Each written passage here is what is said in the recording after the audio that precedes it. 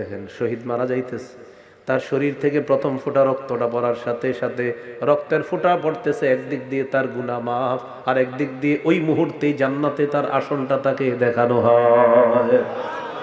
শহীদ মারা যাইতেছে, শহীদের রক্তের ফোঁটাটা পড়ছে, আল্লাহ জানে সে এখন শহীদ হবে, একদিক দিয়ে তার গুনাহ মাফ, আরেক দিক দিয়ে জান্নাতের আসনটা তাকে দেখানো হচ্ছে।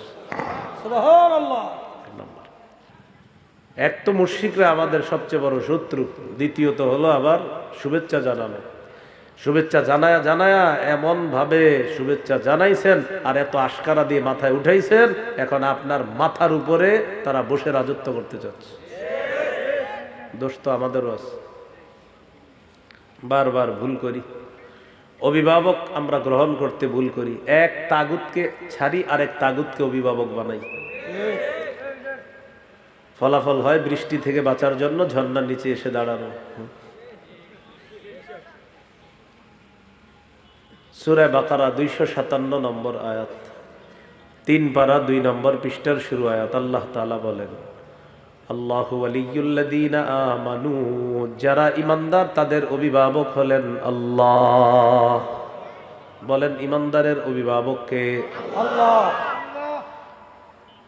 সূরা মাঈদার 51 নম্বর আয়াতে আল্লাহ তাআলা বলেন, ইয়া আইয়ুহাল্লাযীনা আমানু লা তাত্তাখিযুল ইয়াহুদা ওয়ান নাসারা আউলিয়া। হে ঈমানদারগণ, তোমরা ইহুদি খ্রিস্টানদেরকে অভিভাবক বানাবা না, কারণ ঈমানদারের অভিভাবক কে বলেন?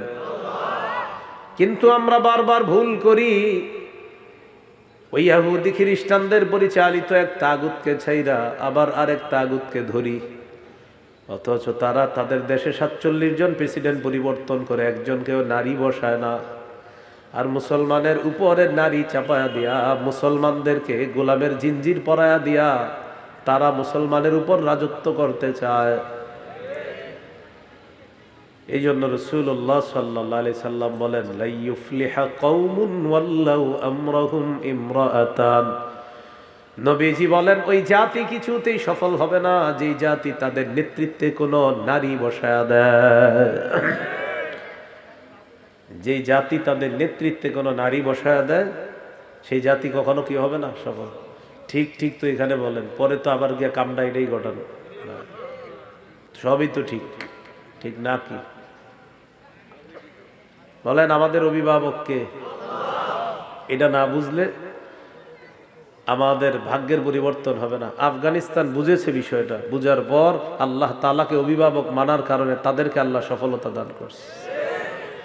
সারা দুনিয়া 3 বছর 4 বছর আগে আফগানিস্তানকে গণ্য করে নাই, গণনায় নেয় নাই, এখন আফগানিস্তান কাউকে টাইম দেয় না, কারণ তাদের অভিভাবক কাকে মানছে তারা? কি লজ্জাকর বিষয়, 90% মুসলমানের দেশ, অন্য দেশের কেউ শুনলে বলবে তাহলে তো তোমাদের দেশে কোরআন সুন্নাহ অনুযায়ী সব চলে, কিন্তু কিভাবে আপনি বলবেন যে আমাদের দেশে এই দুইটাই সবচেয়ে কম চলে?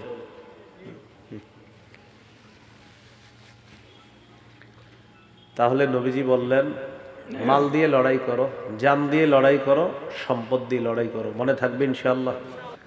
তিরমিজির বর্ণনা 1663 নম্বর হাদিস, 1663 নম্বর হাদিস। আশ্চর্য একটা হাদিস শুনি আমরা সবাই। এই হাদিসের মধ্যে আছে, قال رسول الله صلى الله عليه وسلم, নবীজি বলেন, লিশহীদ ইনদাল্লাহি সিত্তু খিসাল। আল্লাহর কাছে শহীদের স্পেশাল 6টা পুরস্কার আছে। কয়টা? 6টা পুরস্কার আছে শহীদের আল্লাহর কাছে। 1 নাম্বার, ইউগফারু লাহু ফি আউয়ালি দাফআতিন ইউরা মাকআদুহু মিনাল জান্নাহ। এই যে দেখেন শহীদ মারা যাইতেছে, তার শরীর থেকে প্রথম ফোঁটা রক্তটা পড়ার সাথে সাথে রক্তের ফোঁটা পড়তেছে, একদিক দিয়ে তার গুনাহ মাফ, আর একদিক দিয়ে ওই মুহূর্তেই জান্নাতে তার আসনটা তাকে দেখানো হয়। শহীদ মারা যাইতেছে, শহীদের রক্তের ফোঁটাটা পড়ছে, আল্লাহ জানে সে এখন শহীদ হবে, একদিক দিয়ে তার গুনাহ মাফ, আরেক দিক দিয়ে জান্নাতের আসনটা তাকে দেখানো হচ্ছে। সুবহানাল্লাহ। 2 নাম্বার, ওই জারু মিন আযাবিল কবরি, শহীদকে আমরা কবরের মধ্যে দাফন করে দিলাম। নবীজি বলেন, ইউজারু মিন আযাবিল কবরি, শহীদকে কবরের আযাব থেকে বাঁচানো হয়ে যায়।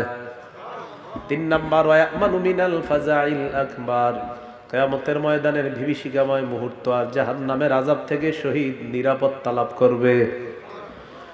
আমি আপনি কিয়ামতের ময়দানে কত পেরেশানির মধ্যে থাকবো। নবীজি বলেন শহীদের কোনো পেরেশানি নাই, ভয় নাই, চিন্তাও নাই। আল্লাহ তাআলা আপন জিম্মায় তাকে জান্নাতে প্রবেশ করায়া দিবে। সুবহানাল্লাহ। 4 নাম্বার, ইউদাউ আলা রাসিহি তাজুল ওয়াকারিল ইয়াকুতা ফিহা খায়রুম মিনাদ দুনিয়া ওয়া মা ফিহা। জান্নাতের মধ্যে মরমর পাথর আছে, এই পাথর খচিত মুকুট শহীদের মাথায় পরিয়ে দেওয়া হবে। এই পাথর দুনিয়া আর দুনিয়ার মধ্যে যা কিছু আছে সব কিছুর চাইতে এই পাথর আরো বেশি দামি। 5 নাম্বারটা কি বলবো? হ্যাঁ বলেন। ওয়ায়ুযাওয়াজু সিনতাইনি ওয়া সাবঈনা যাওজাতাম মিনাল হুরিল আইন। 72 জন হুরের সাথে শহীদের বিয়ে দেওয়া হবে। 6 নাম্বার, ওয়ায়ুশাফাউ ফি 70 মিন আকারিবিহি। শহীদের নিকট আত্মীয়র মধ্যে কমপক্ষে 70 জনের ব্যাপারে তার সুপারিশ আল্লাহ কবুল করবেন। আসেনি শহীদ হওয়ার নিয়ত? হাত নামান। তাহলে 4টা বিষয়, জিহাদের ময়দান, এরপর হলো জিহাদ, এরপর হলো জিহাদের ময়দানে আহত হওয়া, এরপর হলো জিহাদের ময়দানে শহীদ হওয়া। নিয়ত আছে তো ইনশাআল্লাহ? ইনশাআল্লাহ। এবার রয়ে গেল জিহাদের ময়দানে নেতৃত্ব। বলেন কি? নেতৃত্ব। জিহাদের ময়দানে যিনি নেতা হবে তার অনুসরণ করতে হবে, তার আনুগত্য করতে হবে। তো এই আনুগত্য হলো সূরা নিসার 59 নম্বর আয়াতে আছে, ইয়া আইয়ুহাল্লাযীনা আমানু আতিউল্লাহ। হে ইমানদারগণ তোমরা আল্লাহর আনুগত্য করো। 2 নাম্বার, আতিউর রাসূলা, রাসূলের আনুগত্য করো। 3 নাম্বার, উলিল আমরি মিনকুম, তোমাদের মধ্যে যারা শাসক, যারা দায়িত্বশীল, যারা আমির, তাদের আনুগত্য করো। আল্লাহর আনুগত্যে কোনো শর্ত লাগবে না, রাসূলের আনুগত্যে, আল্লাহর হুকুমে কোনো শর্ত লাগবে না। তবে শাসকের আনুগত্য, আমিরের আনুগত্য করতে শর্তের প্রয়োজন আছে। আমিরের ইতাআত করতে শর্তের প্রয়োজন আছে। আমিরের আনুগত্য করা যাবে ততক্ষণ যতক্ষণ সে নাফরমানিমূলক কথা না বলবে। আমির যদি নাফরমানিমূলক কথা বলে, কোরআন সুন্নাহর আজাইরা ব্যাখ্যা করে, সে আমিরের কথা শোনাও যাবে না, তাকে মানাও যাবে না। আবার বিষয়টা যদি এমন হয়, সে যদি অটো আমির হয়, তাকে তো মানার কোনো প্রশ্নই হয় না। আর যদি তাকে আমির বানানো হয়, এই বানানো আমিরকেও মানা যাবে না যদি সে নাফরমানিমূলক কথা বলে। বলেন আমার সাথে দলিল, বলেন দলিল। বুখারী 7144 নম্বর হাদিস, বুখারী 4340 নম্বর হাদিস। এই 2 হাদিসে আছে আমিরকে শর্ত ছাড়া মানা যাবে না। সূরা মাইদা 104 নম্বর আয়াত, সূরা নিসা 59 নম্বর আয়াত, সহিহ বুখারী 7144, সহিহ বুখারী 4340। আমিরকে নিঃশর্তভাবে মানা যাবে না। খালি একটা হাদিস শোনাই, মন দিয়ে হাদিসটা শোনেন, একদম মন দিয়ে শুনবেন। সহিহ বুখারী 4340 নম্বরটা হাদিসটা শোনাই। আলী রাদিয়াল্লাহু তাআলা আনহুর বর্ণনা, বাআসান নবী সাল্লাল্লাহু আলাইহি সাল্লাম সারিয়াতান, আল্লাহ রাসূল একটা বাহিনী পাঠাইছে। ওয়াস্তা'মালা আলাইহিম রাজুলাম মিনাল আনসার, একজন আমির বানায়া দিস। ওয়া আমারাহুম আইয়ুতিউহু, আমিরকে বলে দিয়েছে বাহিনীকে যে তোমরা সবাই আমিরের কথা শুনবা, মানবা। আবার বলছি, বাহিনী প্রেরণ করলেন, আমির বানায়া দিলেন, আর বলে দিলেন আমিরের কথা শুনবা, মানবা। ফাগাদিবা, আমির সাহেব রাগ হয়ে গেছে।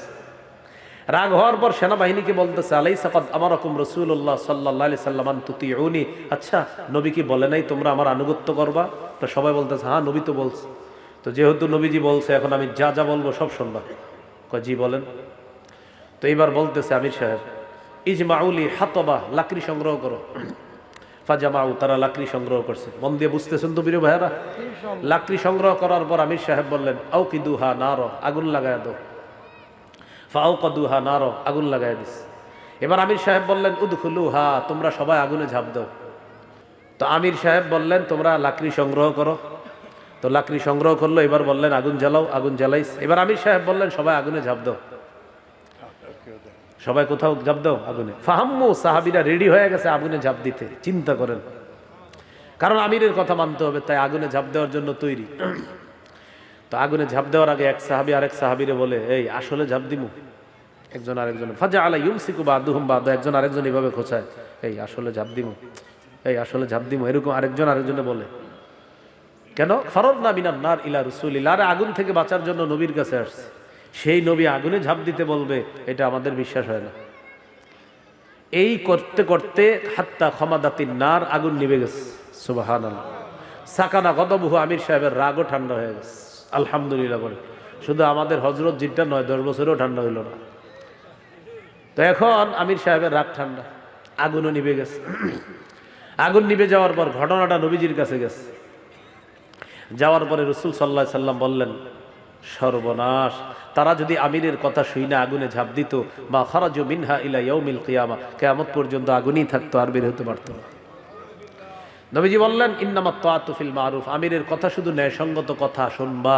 আমির কোনো নাফরমানিমূলক কথা বললে তার কথা শোনাও যাবে না, তার কথা মানাও যাবে না। সারা দুনিয়ার উলামায়ে কেরাম যদি কারো কোনো ভুল ধরিয়ে দেয়, এই ভুলটাকে ভুলই মানতে হবে, এবং এটা মানার পরে আপনাদেরকে সেই জাতীয় ভুল থেকে বেঁচে থাকতে হবে। যদি না বাঁচেন, নিঃসন্দেহে এটা গুমরাহির পথ। এই জন্য মনে রাখবেন। তাহলে 5টা জিনিস শিখলাম, বলেন আমার সাথে। জিহাদের ময়দান, জিহাদ, জিহাদে আঘাতপ্রাপ্ত হওয়া, জিহাদে শহীদ হওয়া, জিহাদের আমিরকে মেনে নেওয়া, মানে যিনি নেতা হবে তাকে মানা, যিনি নেতৃত্ব দিবে তাকে কি করা, মেনে নেওয়া। পরীক্ষা হয়ে যাক, ক্রেতা কে, বিক্রেতা, দ্রব্য, মূল্য, বাজার, জিহাদের ময়দান। মাশাআল্লাহ। আবার